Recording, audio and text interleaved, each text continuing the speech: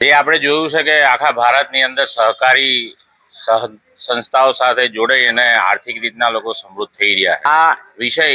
1949ની અંદર માનનીય આપણા દેશના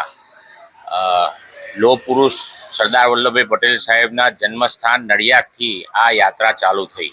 અને તેના ભાગરૂપે ખેડા જિલ્લા મધ્યસ્થ સહકારી મંડળીનું ગઠન થયું।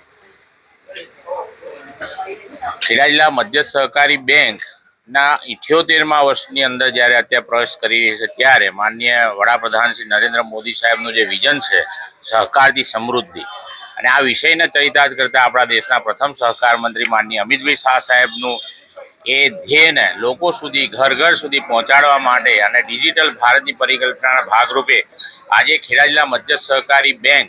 એ ઉત્તરોત્તર પ્રગતિના પંથે છે। તેની સાથે સાથે અમિતભાઈ શાહ સાહેબનું જે વિઝન છે કે છેવાડાનો માનવી દરેક ઘરનો એક એક માણસ સહકારી સંસ્થાઓ સાથે આત્મનિર્ભર બને અને તેના ભાગરૂપે ગામે ગામ પશુપાલકો હોય, ખેત મજૂરો હોય, ખેડૂતો હોય અને ગામમાં રહેતા લોકોને નાણાં લેવા માટે કંઈ અન્ય જગ્યાએ જ્યાં જવું પડે, રખડવું ના પડે, તેના ભાગરૂપે ખેડા જિલ્લા મધ્યસ્થ સહકારી બેંકના મેનેજમેન્ટે આ જિલ્લાની અંદર 1200 ગામમાં જ્યાં જ્યાં જગ્યાએ સારી વ્યવસ્થા હોય, લોકોને નાણાં 24 કલાક મળી રહે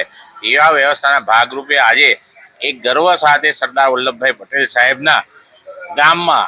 આ એટીએમનો પ્રારંભ આપણા પૂર્વ સાંસદ સભ્ય શ્રી દિલીપ કાકાના સ્વહસ્તે આજે શુભારંભ કર્યું અને તેની સાથે સાથે ખૂબ સારી આગલા દિવસોની અંદર આજુબાજુની જનતાને ખૂબ લાભ મળે તે માટે આ બેંક 100 એટીએમ પ્રસ્થાપિત કરવા જઈ રહ્યું છે। ખેડા જિલ્લા બેંકના એટીએમ માટે કરમસદના નાગરિકો તરફથી બસ સ્ટેન્ડના નજીકના એરિયામાં એટીએમની સુવિધા થાય એવી સતત માગણી રહેલી, એટલે એ માગણી સંતોષવા માટે અમારા સાથી અને વડીલ ડિરેક્ટર શ્રી યોગેન્દ્રભાઈ પટેલ તથા અમારા દિલીપ કાકા તથા હું પોતે અને અમારા ભરતભાઈ, અમે આણંદ જિલ્લાના આણંદ તાલુકાના 4 ડિરેક્ટર છીએ। અમારી સંયુક્ત પ્રયાસોથી અમે આ એટીએમની સગવડ આજે પ્રજાને અર્પણ કરીએ છીએ, જેથી કરીને લોકોને દૂધના નાણાં અને જીવન જરૂરિયાતની વસ્તુઓ માટે શોર્ટ પેમેન્ટની જરૂરિયાત ઊભી થાય તો એનાથી સંતોષી શકાય એવો અમારો આશય રહેલો છે। મહેન્દ્રભાઈ, કરમસદ એટલે સરદાર સાહેબનું ગામ।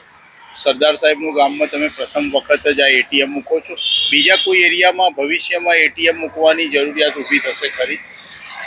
અમારી બેંકની નેમ એવી રહેલી છે કે જિલ્લામાં નાનામાં નાની જગ્યાએ લોકોને નાણાં માટે તકલીફ ના પડે, એટલે અમે લગભગ આ વર્ષમાં 26-27 વર્ષમાં બેંકે 100 એટીએમ મૂકવાની ખેડા આણંદ જિલ્લો અને